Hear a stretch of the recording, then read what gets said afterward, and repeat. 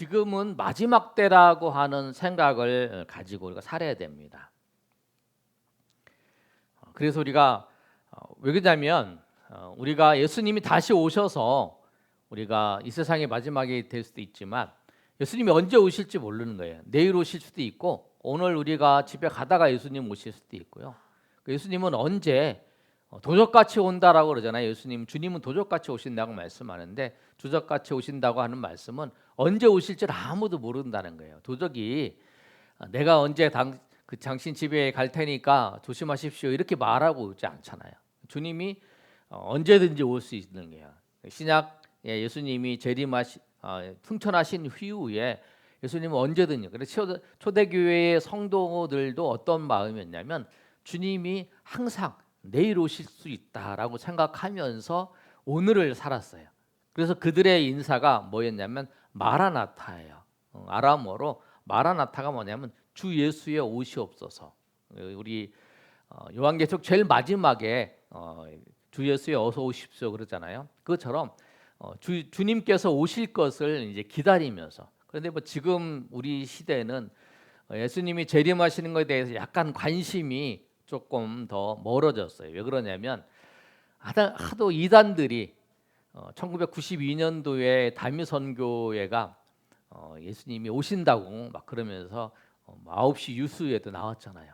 그래서 사람들이 막 그걸 보면서 예수님이 오실 거를 이제 그 이단들이 그렇게 해서 그걸 흐려놓은 거예요.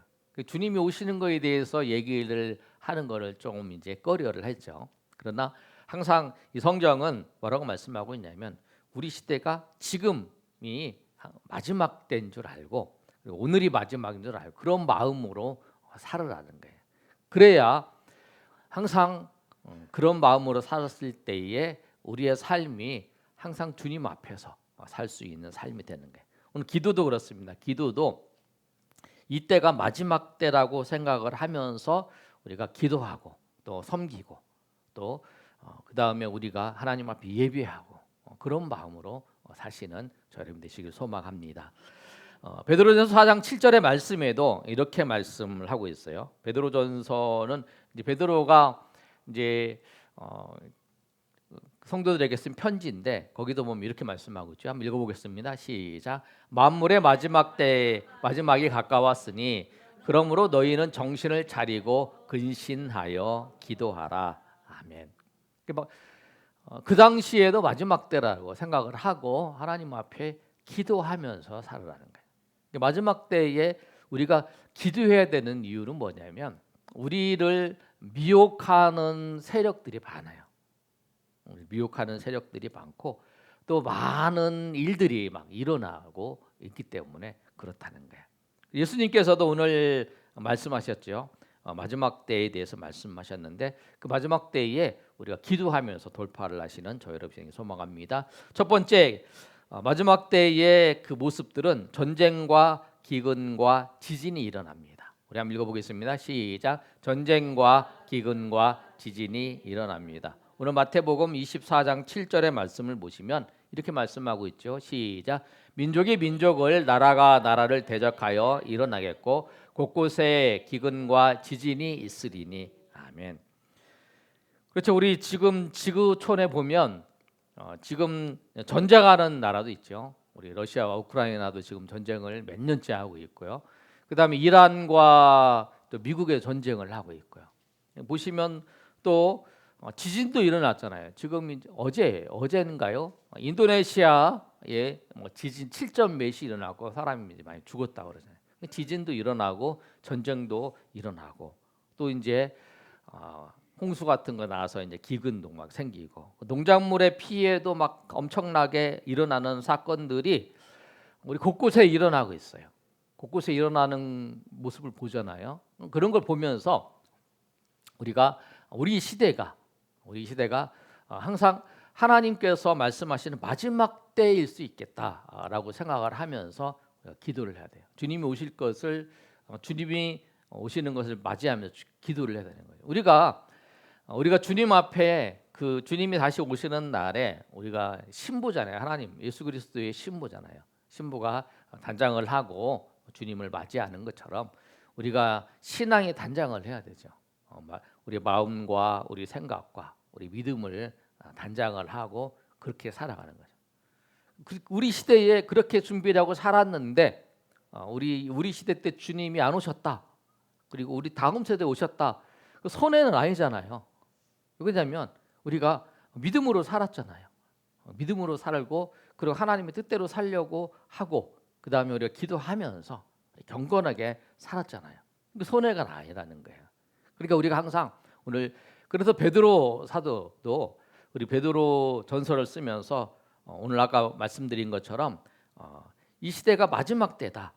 만물이 마지막 때 가까웠으니 그러므로 너희는 정신을 차리고 근신하여 기도하라라고 말씀하고 있어요. 그러니까 마지막 때인 것처럼 생각하면서 우리가 기도를 해야 됩니다. 또 두 번째로 우리가 마지막 때라고 생각할 수 있는 건 뭐냐면 교회가 핍박을 받습니다. 마태복음 24장 9절 말씀을 보시면 우리 한번 읽어볼까요? 마태복음 24장 9절 말씀 시작. 그때의 사람들이 너희를 환난에 넘겨주겠으며 너희를 죽이리니 너희가 내 이름 때문에 민족에게 미움을 받으리라. 마지막 때에 나타나는 현상이 또 하나가 교회가 핍박을 받는 거예요. 세상이 교회를 비난합니다. 그래서 우리가 더 기도를 해야 돼요. 중국에서 이제 교회를 핍박을 해가지고 교회를 없애고 불태우고 막 그런 이야기를 많이 들었어요. 그런 사건들 그걸 추방하고 그래서 얘기를 들어보면 중국에서 한 20년 동안 이제 선교를 하다가 추방당해서 이제 중국에서 선교를 못 하고 이제 다른 지역으로 하게 됐다는 거예요. 열심히 그 선교를 했는데 선교를 해서 뭐 교회도 짓고 뭐 선교센터도 짓고 그랬는데 다 뺏어버린 거예요. 이 정부가 다 뺏어가지고 그거를 이제 쫓겨나서 들어가지도 못하고 그러고 이제 또 그런 뿐만 아니라 또 이제 뭐 이슬람 지역에서는 예수 믿었다고 이제 핍박을 하고 막 그런 일들이 많이 있잖아요. 그러니까 이제 교회에 대해서 핍박을 하고 또 정부나 뭐 취책 같은 거를 통해서도 핍박을 하는 그런 모든 상황들이 아직까지 많이 발생하고 있어요. 그런 걸 보면은 지금 우리나라는 그래도 좀 나은 편이지만 또 외국 같은데 다른 지역에 보면 아직도 예수님 믿는 것 때문에 핍박을 당하고 고통을 당하고 교회를 불태우고 막 이러는 장면들을 우리가 가끔 봅니다. 특별히 이제 이슬람에 관련되는 그 지역에는 교회에도 그리고 사회에서도 교회에 대해서 이렇게 비난하는 그런 여론들이 많이 조성이 되고 그런 걸 보면서 말세의 때라는 거예요. 하나님께서 우리가 스바냐의 말씀을 통해서 말씀하고 있잖아요. 하나님 백성들을 비난하는 자에 대해서 심판하는 거. 뭐 모압과 암몬에 대해서 스바냐 2장에서 말씀했는데 그런 일들이 계속적으로 일어나고 있다는. 근데 그런 걸 보면서 말세라는 거예요. 그런 거 보면서 우리가 해야 될 것이 뭐냐면 기도해야 된다는 거예요. 그러니까 우리의 상황이 어려워도 기도해야 되지만 우리 주변 상황이 어려워졌을 때도 우리가 하나님 앞에 기도하면서 그것을 이겨서야 돼요. 그러니까 우리가 내가 어려워졌다. 내가 뭐 경제적으로 어려워지는데 영적으로 어려워졌든지 아니면 마음적으로 어려워졌다라고 하는 거는 뭐냐면 내가 하나님 앞에 하나님이 우리를 부르신다라고 생각하면 돼요.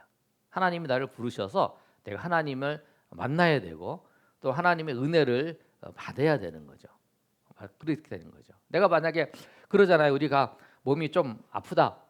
몸이 뭐 어디가 좀 컨디션이 안 좋다. 그럼 우리가 이제 병원에 가잖아요. 병원에 가서 우리 진단을 받고 또 약을 조절을 하고 아니면 또 내가 뭐 약을 아니면은 약을 안 먹고 이겨봐야겠다. 그러면은 그거에 몸이 이제 그거에 맞춰서 내가 뭐 어떤 운동을 하든지 어느 뭐 보양식을 먹든지 그래서 이제 조치를 하잖아요. 그래서 내가 몸을 추리쓰기 위한 일을 행하는 것처럼 우리가 우리의 환경이 어려워지고 우리 삶이 어려워지고 하는 모든 것들을 보면은 내가 예수님을 하나님을 만나야 되는 시간, 하나님 앞에 나가야 되는 시간이다라고 생각을 해요. 그래서 영적으로 내가 충만함을 받아야 그 환경을 이길 수 있어요. 아니면 그 환경에 내가 빠져버리게 되는 거예요. 내가 빠져버리면은 내가 거기서 벗어나오지 못하는 거예요. 내가 낙심하게 되고 절망하게 되고 또 절망하면 또 낙심하게 되고 절망하게 되고 그럼 이게 악순환이 될 수 있어요. 그러니까 우리가 항상 우리의 환경이든지 내가 어렵든지 내 마음이 뭐 무겁든지 아니면 내 마음이 평안하지 못하면 하나님을 찾고 하나님의 은혜를 구해야 되는 시간이라는 걸 꼭 기억하시고 그때 하나님 앞에 나와 기도하고 아니면 하나님의 앞에 나와서 하나님의 은혜를 경험해야 돼요. 그래서 은혜를 충분히 은혜로 우리를 채워줘야 그 은혜가 그 환경을 이길 수 있는 힘을 믿음을 통해서 그것을 바라보는 거잖아요. 믿음의 힘으로 그거를 극복할 수 있는 거예요. 그래서 우리가 환난이 있을 때에 교회가 핍박도 있을 때에 또 우리의 삶이 핍박을 받을 때에도 하나님 앞에 기도해야 되는 거예요. 세 번째 내용을 보시면 세 번째는 뭐냐면 많은 사람이 미혹됩니다. 우리 다 같이 읽어보겠습니다. 시작. 많은 사람이 미혹됩니다.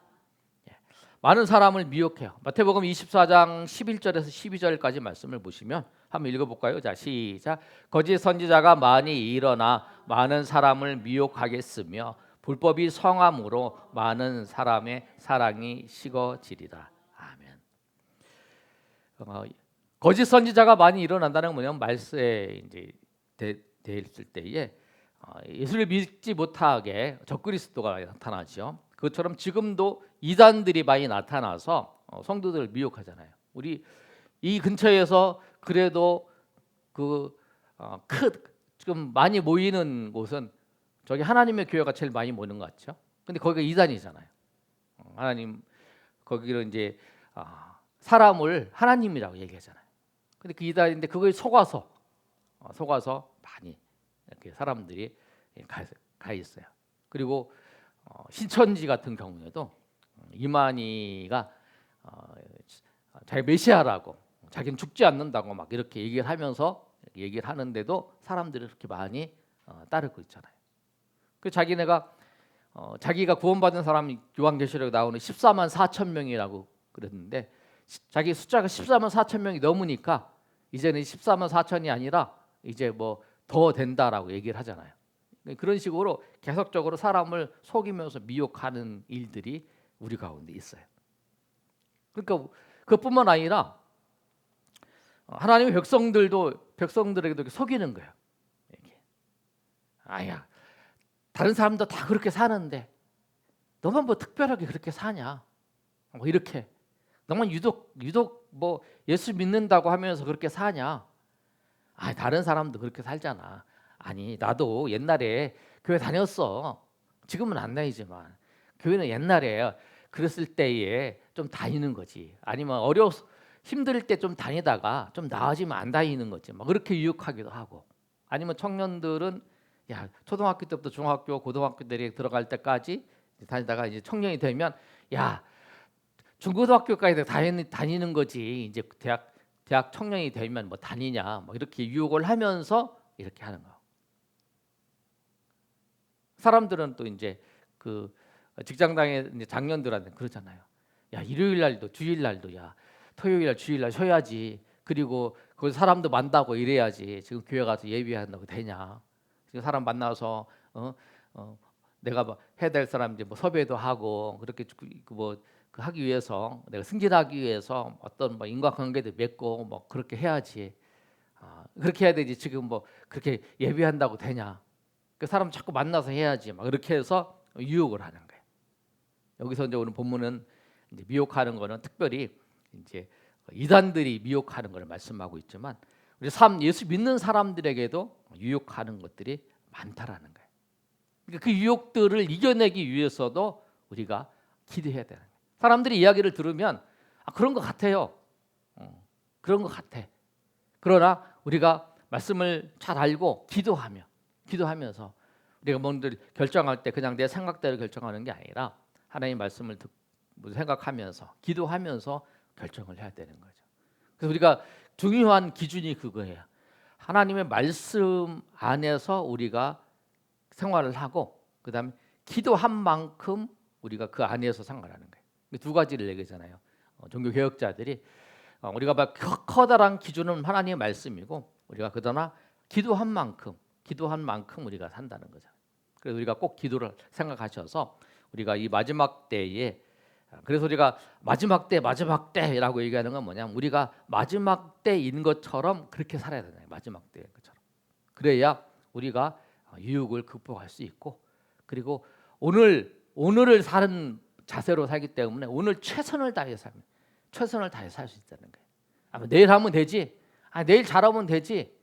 그렇게 하면 내일 미루다가 아무것도 못해요. 그러나 오늘이 마지막 때인 것처럼 오늘을 정말 내일이 없는 것처럼 그런 마음으로 최선을 다해서 믿음 가운데 살아가는 게, 그게 뭐냐면 마지막 때를 생각하며 살아가는 삶이에요.